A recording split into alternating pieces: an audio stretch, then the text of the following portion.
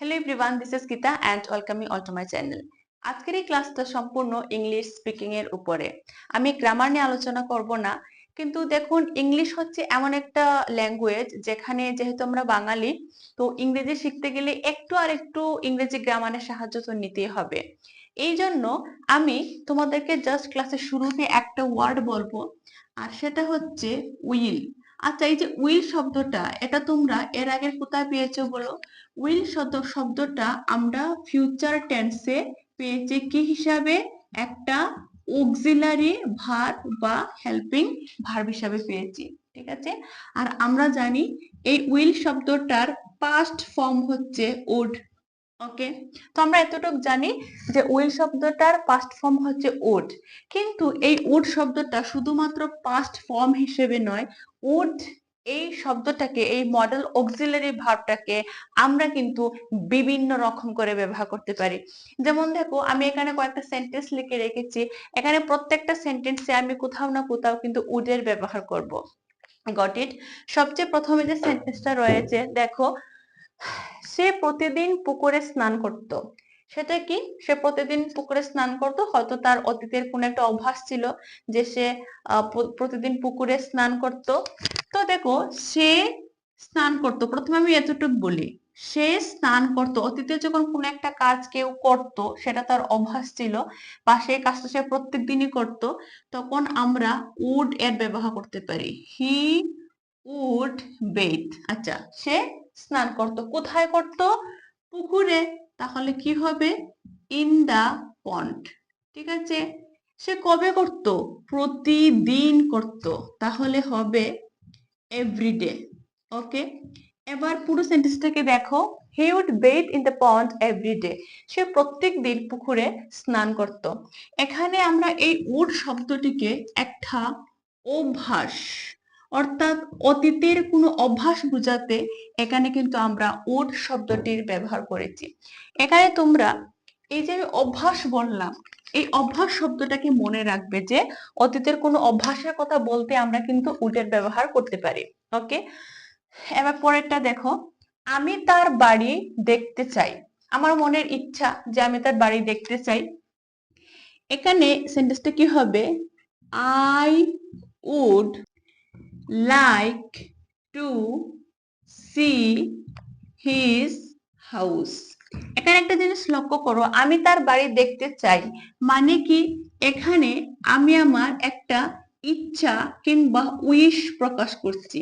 আমরা আমাদের কোনো ইচ্ছা বা উইশ প্রকাশ করার জন্য সেখানেও কিন্তু উডের ব্যবহার করতে পারি। তবে এটা মনে রাখার বিষয়, যখন আমরা কোনো ইচ্ছা প্রকাশ করব, যেমন আমি জল পান করতে চাই, I would like to drink water, আমি দুধ পান করতে চাই, আর I would like to have milk, বা এখানে বলেছি I would like to see his house, আমি তার বাড়ি দেখতে চাই।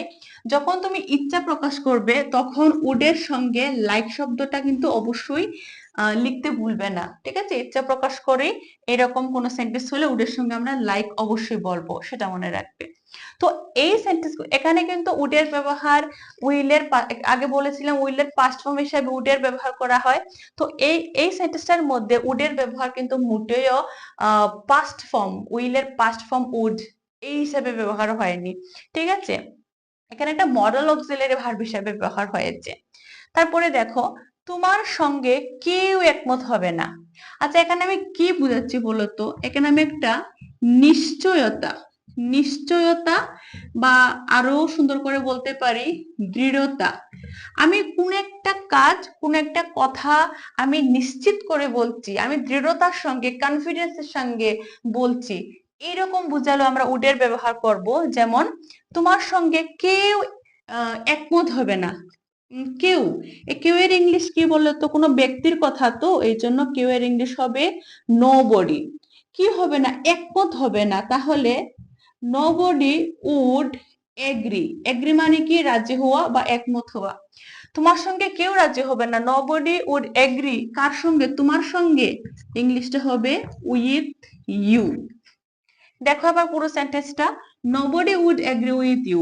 কেউ, তোমার সঙ্গে কেউ একমত হবে না, nobody would agree with you। তোমরা বলো, তোমার সঙ্গে কেউ একমত হবে না, ইংলিশটা হবে nobody would agree with you। মনে থাকবে?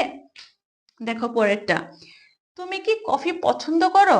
এটা কি হবে? তুমি কি কফি পছন্দ করো? আর যেহেতু আমি প্রশ্ন করছি, সেই জন্য আমরা জানি যে যে কোনো সময় প্রশ্ন করার সময় যে হেল্পিং ভার্ব, অক্সিলারি ভার্ব বা মডেল অক্সিলারি ভার্ব যেটাই হোক না কেন, সবসময় ভার্ব সেন্টেন্সে প্রথমে আসে। তো উড ভার্ব হিসেবে কাজ করবে এই সেন্টেন্সে। তুমি কি কফি পছন্দ করো? এটা হবে would you would you like coffee? Would you like coffee? তুমি কি কফি পছন্দ করো? এখানে দেখো কোনো কিছু পছন্দ করা উঠতে আমরা কিন্তু উডের ব্যবহার করেছি। Would you like coffee? আচ্ছা বলো, তুমি কি কফি পছন্দ করো? ইংলিশটা কি হবে? Would you like coffee? Would you like coffee?